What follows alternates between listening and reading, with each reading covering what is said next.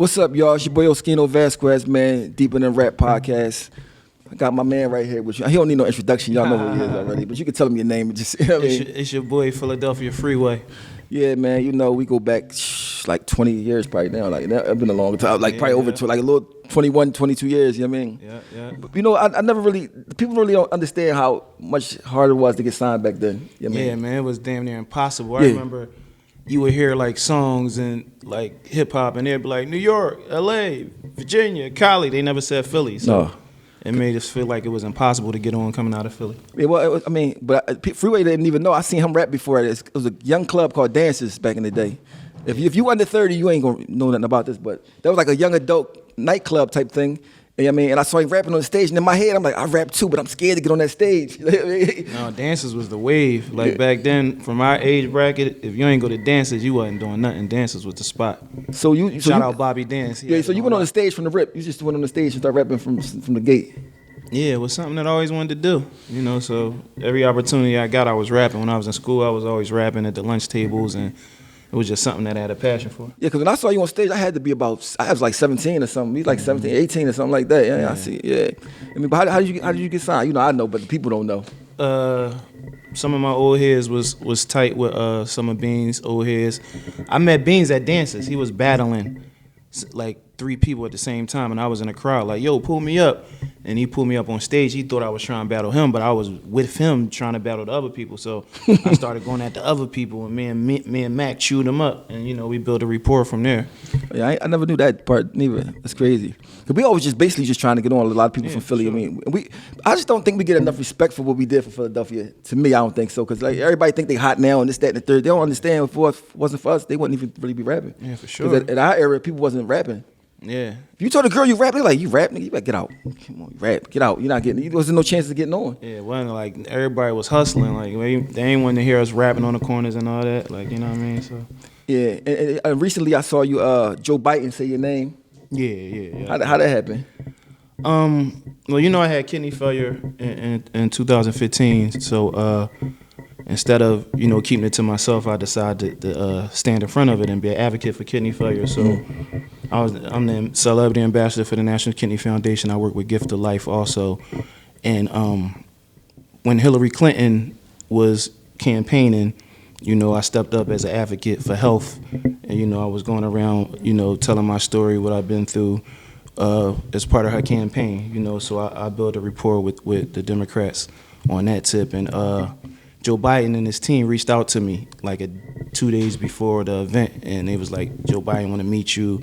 You know, his son passed away too. You know what I mean? He's like, he filled my story and all that. So they asked me would I come speak at the event when he was here. So I went through there. I got the chance to meet him. I mean, that's major, especially coming from North Philly. Be from North Philly, like it's like that's something you don't even just think about nothing like that happening. I mean, that was special. Mm-hmm. Well, I know, you know, everybody know, you know, our sons passed away, man. I mean, I gotta touch on that topic. This is real emotional topic for both of us, I'm sure. Yeah. But and I saw you come to my son Janaza. Then, you know, how that happened, like for you. You know, it's crazy. Oh, like when your son passed away, I think it was that night. I had went to the studio, me and my man Clemmy. I sent you the song, and I had recorded the song, and I'm like, damn, like, you know, lost a child. I was like, I'll go crazy if I lose mines in a verse. And then, you know, that Monday, my son was in the hospital. He was unconscious for like 45 minutes, so he got rushed to the hospital. And, you know, they tried their best to revive him, but, you know, he was brain dead. So I went to your son's funeral that afternoon. Then right after that, I went to the hospital, and my son died at 5:04 that same day. I know, that's terrible. And then when I came out, because, you know, I left that day. I told you I was leaving, going to Miami that day at the funeral. I came back to come see my son in the grave site.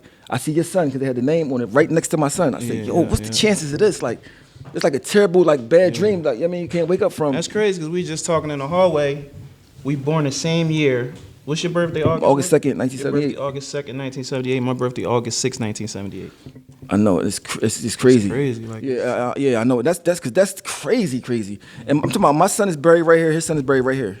Like, right. So for me to see my son, I got to walk past his son. Same. It's like to see my son, I got to walk past. And it's terrible. And they like the same age. Your son 20, my son was 19. Yeah. I don't know what it's about. It's like too deep to understand. Like it just hurts real bad. You know what I mean? Definitely. But it definitely made me want to change as a person, all the way to change. You know what I mean? Yeah, man. Because it was two ways it made me want to go. It made me want to say I don't care.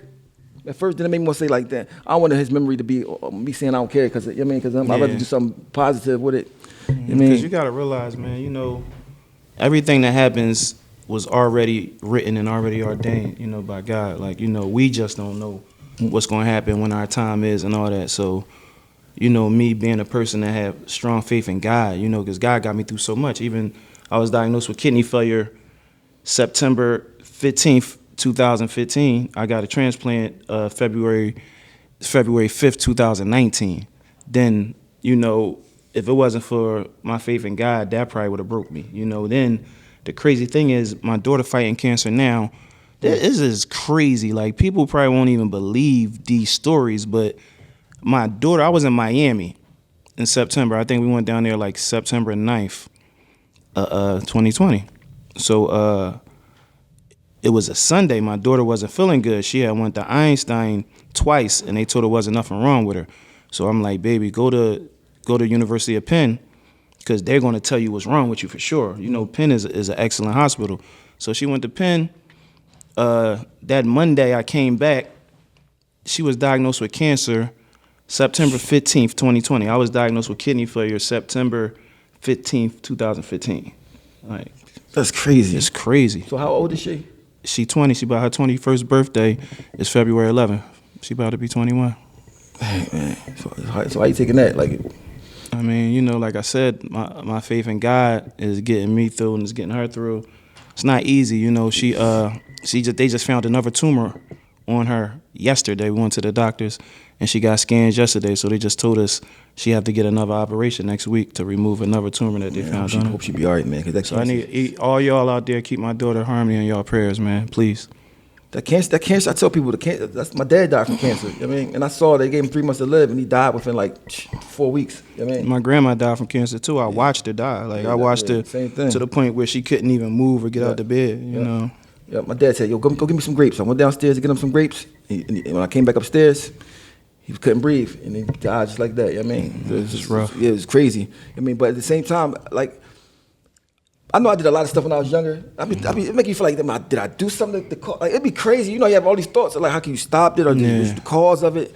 And that's what played on my head. What really hurt me is that I talked to my son a couple hours before he crashed, right? And I'm rushing him off the phone. I'm running late. I'll talk to you later. You know what I mean, whatever. Then when he crashed, you know, he burnt up. So I never got to see him again. Yeah. So even though I got in the grave and put him inside the hole, it felt like I never got to see him. So it felt like it was a 1% chance that he's not even like. I mean, it's like it play on your head like he's not dead. Or maybe he's just.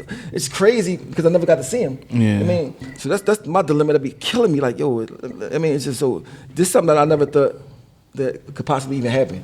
Yeah, me neither. Like, we supposed to bury our children. Supposed to bury us. We're not supposed to bury our children. So, you know, it's definitely something that neither one of us expected to have to deal with. But the main thing is, you know, we gotta keep that faith in God, man, because it's very important. And I don't want you to beat yourself up because you rush your son off the phone. Like, you know, man, my son had issues, you know, that we was going through. You know, he had his own struggles that he was going through.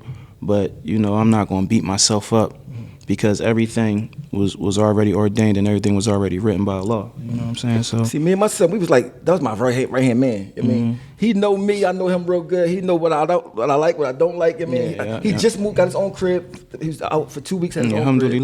Had a baby. His girlfriend was with him when he died. I know. She was pregnant. I know, bro. So it's like the worst. Mind you, it's 11:30 in the morning. Like, you know what I mean? Like, it's nighttime. It's like, then I got to see the car, like the sheet over there. It's like, I mean, it's like a bad nightmare, but at the same time, like, I gotta find a way to make something positive out of it. You know what I mean? Yeah, definitely. You know what I mean, so that's why, like, when they say you have beans on, I say, yo, everything seems like it's significant to me right now. It don't seem like important, like a beef or some red. It's like nothing. Like, it's like, I mean, it's nothing to say. Oh, I forgive you, or you.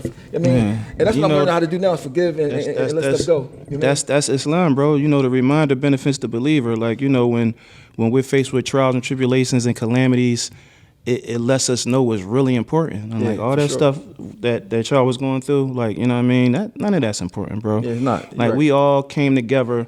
We all had a dream. We made it happen together. You know, we was able to tour the world together. We made great music together.